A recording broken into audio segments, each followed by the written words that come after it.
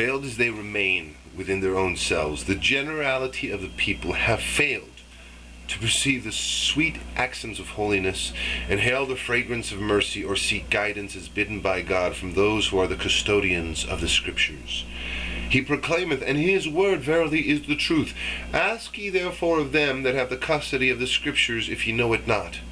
Nay, rather, they have turned aside from them, and followed instead the semiri of their own idle fancies. Thus have they strayed far from the mercy of their Lord, and failed to attain unto his beauty in the day of his presence. For no sooner had he come unto them with a sign and a testimony from God than the same people who had eagerly awaited the day of his revelation, who had called upon him in the daytime and in the night season, who had implored him to gather them together in his presence, and to grant that they may lay down their lives in his path, be led aright by his guidance, and illumined by his light, this very people condemned and reviled him, and inflicted upon him such cruelties as transcend both my capacity to tell and thine ability to hear them. My very pen crieth out at this moment, and the ink weepeth sore and groaneth. By God, wert thou to hearken with thine inner ear, thou wouldst in truth hear the lamentations of the denizens of heaven, and wert thou to remove the veil from before thine eyes, thou wouldst behold the maids of heaven overcome, and the holy souls overwhelmed, beating upon their faces and fallen upon the dust.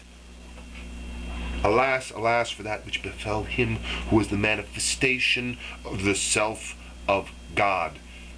and for that which he and his loved ones were made to suffer. The people inflicted upon them what no soul hath ever inflicted upon another, and what no infidel hath wrought against a believer or suffered at his hand. Alas, alas, that immortal being sat upon the darksome dust, the Holy Spirit lamented in the retreats of glory, the pillars of the throne crumbled in the exalted dominion, the joy of the world was changed into sorrow in the crimson land, and the voice of the nightingale silenced in the golden realm. Woe betide them for what their hands have wrought, and for what they have committed.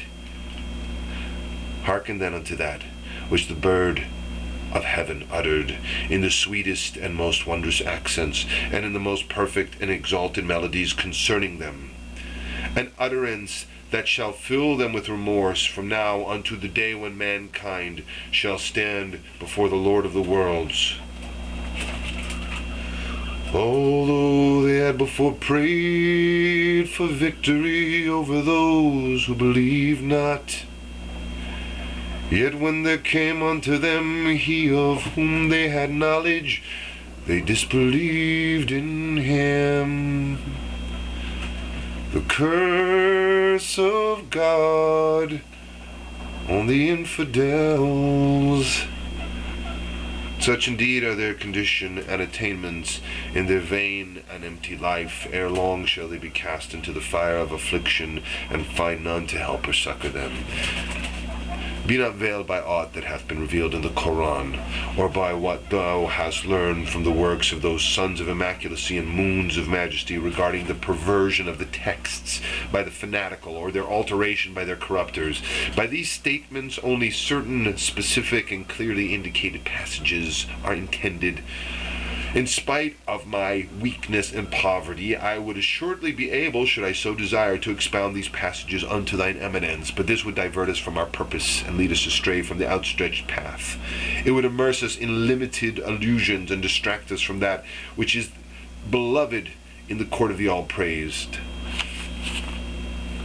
O thou who art mentioned in this outspread roll, and who amidst the gloomy darkness that now prevaileth hast been illumined by the splendors of the sacred mount and the Sinai of divine revelation, cleanse thy heart from every blasphemous whispering and evil illusion thou hast heard in the past, that thou mayest inhale the sweet savors of eternity from the Joseph of faithfulness, gain admittance into the celestial Egypt, and perceive the fragrances of enlightenment from this resplendent and luminous tablet. A tablet wherein the pen hath inscribed the ancient mysteries of the names of his Lord, the exalted, the Most High. Perchance thou mayest be recorded in the holy tablets among them that are well assured. O thou who art standing before my throne, and yet remain unaware thereof. Know thou that whoso seeketh to scale the summits of the divine mysteries must needs strive to the utmost of his power and capacity for his faith, that the pathway of guidance may be made clear unto him. And should he encounter one who layeth claim to a cause from God, and who holdeth from his Lord a testimony beyond the power of men to produce,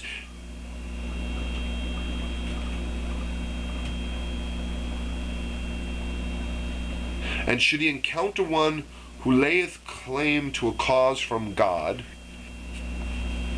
and who holdeth from his Lord a testimony beyond the power of men to produce,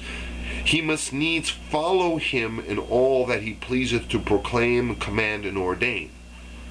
Even were he to decree the sea to be land, or to pronounce earth to be heaven, or that the former lieth above the latter, or below it, or to ordain any change or transformation, for he verily is aware of the celestial mysteries, the unseen subtleties, and the ordinances of God. Were the peoples of every nation to observe that which hath been mentioned, the matter would be made simple unto them, and such words and allusions would not withhold them from the ocean of the names and attributes of God. And had the people known this truth, they would not have denied God's favors, nor would they have risen against, contended with, and rejected his prophets. Similar passages are also to be found in the Quran, should the matter be carefully examined. Know, moreover, that it is through such words that God proveth his servants and sifteth them, separating the believer from the infidel, the detached from the worldly, the pious from the profligate, the doer of good from the worker of iniquity, and so forth. Thus hath the dove of holiness proclaimed, do men think when they say we believe, they shall be let alone and not be put to proof? It behooveth him who is a wayfarer in the path of God and a wanderer in his way to detach himself from all who are in the heavens and on the earth. He must renounce all save God, that perchance the portals of mercy may be unlocked before his face, and the breezes of providence may waft over him. And when he hath inscribed upon his soul that which we have vouchsafed unto him of the quintessence of inner meaning and explanation, he will fathom all the secrets of these illusions, and God shall bestow upon his heart a divine tranquility, and cause him to be of them that are at peace with themselves. In like manner wilt thou comprehend the meaning of all the ambiguous verses that have been sent down concerning the question thou didst ask of this servant who abideth upon the seat of abasement, who walketh upon the earth as an exile, with none to befriend, comfort, aid, or assist him, who hath placed his whole trust in God, and who proclaimeth at all times, verily we are God's, and to him shall we return.